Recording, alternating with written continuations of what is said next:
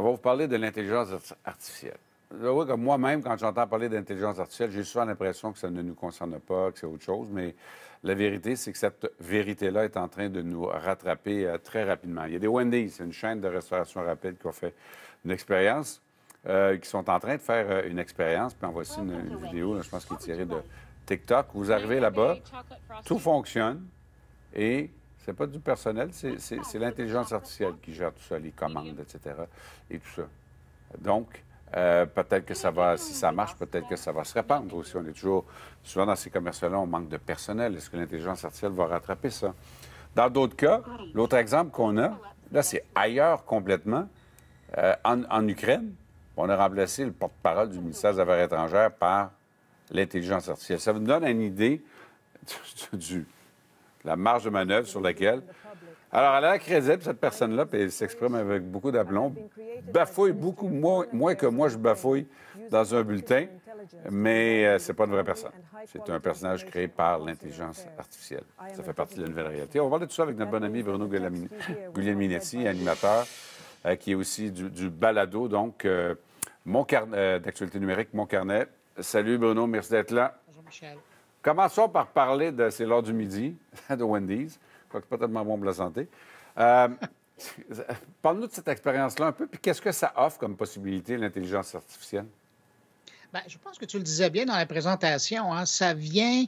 On en aurait parlé avant la pandémie et la réaction n'aurait pas été la même, mais dans un contexte où aujourd'hui, on manque de plus en plus de main-d'œuvre dans le domaine du service, l'intelligence artificielle comme ça arrive dans les commerces et donne un coup de main aux propriétaires parce que justement, ils sont toujours à la recherche de main-d'œuvre. Là, c'est Wendy's. Il y a quelques mois de ça, il y a McDonald's qui a fait aussi des tests, toujours au service à l'auto parce que c'est vraiment l'endroit où on va pas nécessairement des gens. Et donc, c'est une prise de commande qui est faite.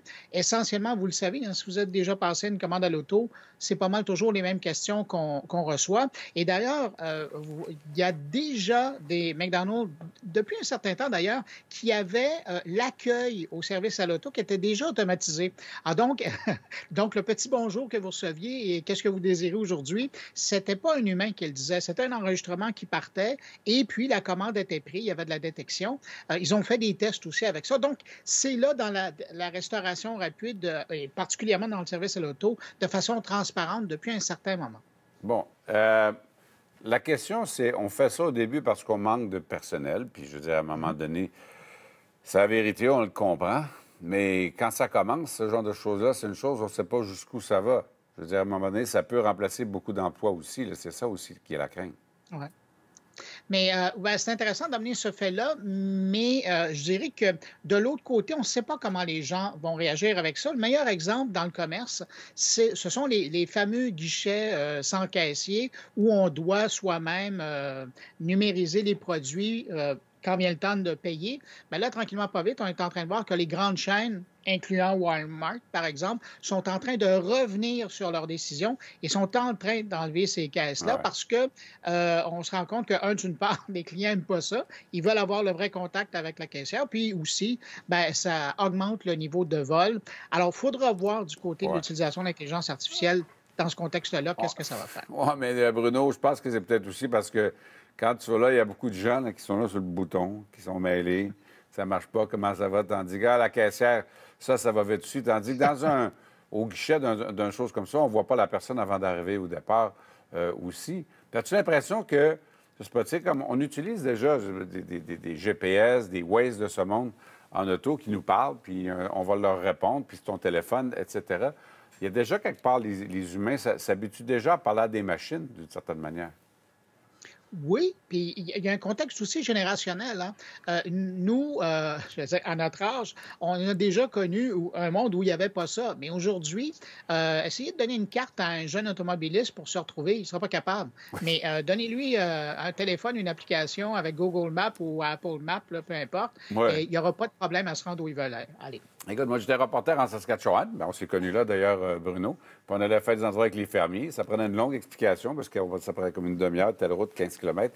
Alors, tout ça, ça n'existe plus. Cogner à la porte de la personne pour aller prendre le téléphone pour demander où est-ce qu'on est exactement, c'est une autre réalité qui appartient à un autre siècle. Mais dans le siècle d'aujourd'hui, l'Ukraine, qui a même un porte-parole de son ministère des Affaires étrangères qui est l'intelligence artificielle. Ça, c'est quelque chose de costaud quand même. C'est assez surprenant, mais c'est la suite des choses. Il faut dire que les médias en Asie avaient déjà innové dans ce domaine-là. Et ça, c'est pas une bonne nouvelle, par exemple, pour les gens qui font ton travail. Mais en Chine et en Corée du Sud, il y a déjà des clones, des chefs d'antenne comme ça, qui ont été produits à l'image de l'original et qui arrivent à livrer des bulletins ici et là dans la programmation. Alors ça existe déjà, hein, des personnages de synthèse qui prennent la parole.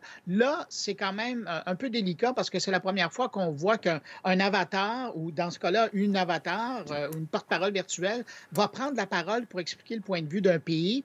Mais du côté du gouvernement ukrainien, on a quand même voulu rassurer les gens en disant que c'est quand même un humain qui, pour le moment, va être au contrôle du texte que l'avatar va livrer.